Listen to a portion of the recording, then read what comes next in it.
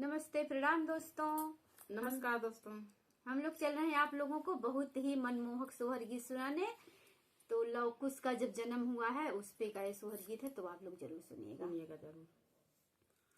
कौने रम के पुतवा के पुत भाई धरतिया, नंद भाई धरतिया, नंद भाई हो बहिनी कावा नहीं धियावा जुड़ानी तीना हुन कुल तारन हो बहिनी कावा नहीं धियावा जुड़ानी तीना हुन कुल तारन हो।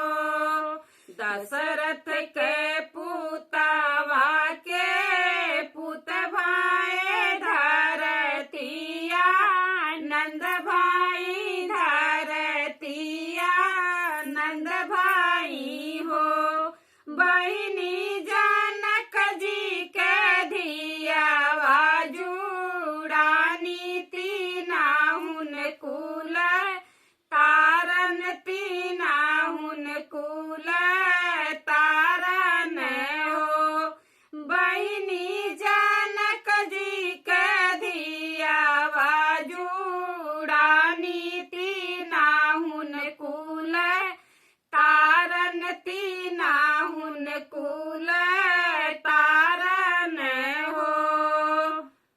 वसुदेव के पुतवा के पुत भाई धरतिया, नंद भाई धरतिया, नंद भाई हो बहिनी भीष्मा के धियावा जुड़ानी तीना हुन कुलवा तारन, तीना हुन कुलवा तारन हो बहिनी भीष्मा के दियावा जुड़ानी तीना हुन कुल तारन, तीना हुन कुल तारन हो।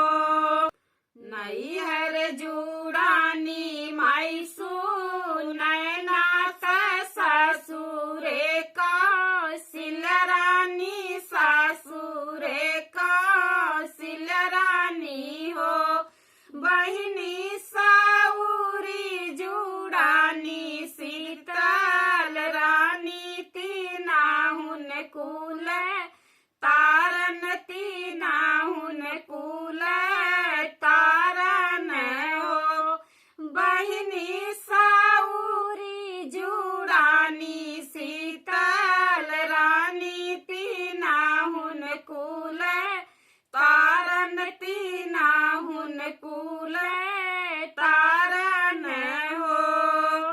केकरे घरे बाजेला बाजनवा त बाटे लाखा जनवा त बाटे लाखा जनवाऊ हो बहिनी के कर दुआरे मंगल गावे उठन लागे सोहर, उठन लागे सोहर हो बहिनी के कर दुआरे मंगल गावे उठन लागे सोहर, उठन लागे सोहर हो। दशरथ दुआरे बाजे बाजनवा बाटे लाखा, जनवा बाटे लाखा जनवाई हो बहिनी वासुदेव मांगल गावे उठन लागे सोहर उठन लागे सोहर हो बहिनी वासुदेव मांगल गावा में उठन लागे सो